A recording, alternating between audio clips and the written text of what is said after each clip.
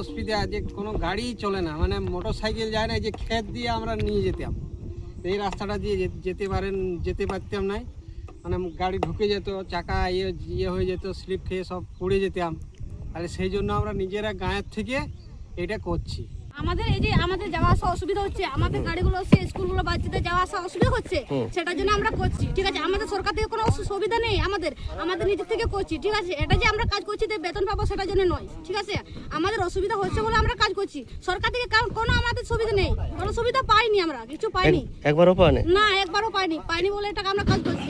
এটা আমাদের স্যার এমনি শ্রমদান করা হয় প্রতি বছর। আমাদের যাওয়া আসা এমনিতে হয়তো অ্যাম্বুলেন্স ঢুকে না, আমাদের মোটর সাইকেল বেরোয় না। বর্ষা পড়ে গেলে আমাদের খুবই বিপদে পড়তে হয়। কেন? এই বর্ষা পড়লে গেলে মানে আমাদের তো সরকার নেই। আমরা এই রাজাকাটা খেড়াছাই পাড়াতে 65 ঘর সান্তাল মানে আদিবাসী পাড়া, তার জন্য কোনো ব্যবস্থা নেই, কোনো সরকার নেই। তাহলে কি করবেন, আমরা নিজেরাই শ্রমদান করি প্রতি বছর। প্রতি বছরে করো? প্রতি বছর করি।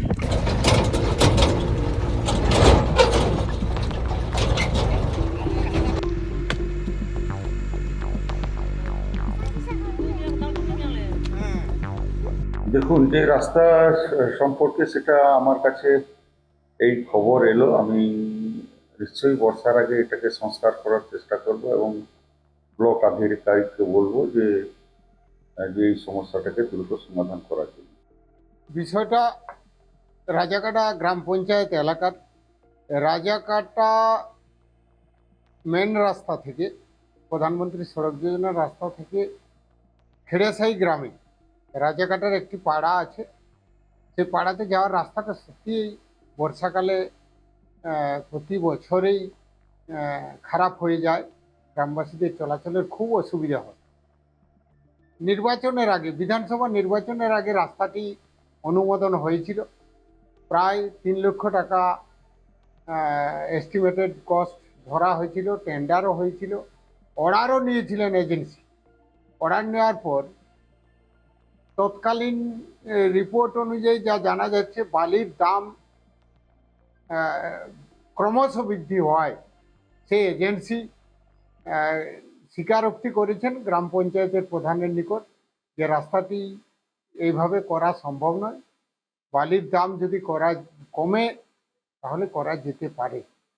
এই অবস্থায় পড়ে আছে। দেখুন, আমরা কালভার্ট করে দিয়েছি, গ্রামের লোকেরা অবশ্যই স্বেচ্ছাশ্রম দিয়ে কালভার্টের ওই অংশটা, একটু জমি জায়গার সমস্যাও ছিল, জমির জটও ছিল, অর্থাৎ গ্রামবাসীদের বেশিরভাগ কৃষিজীবী মানুষ।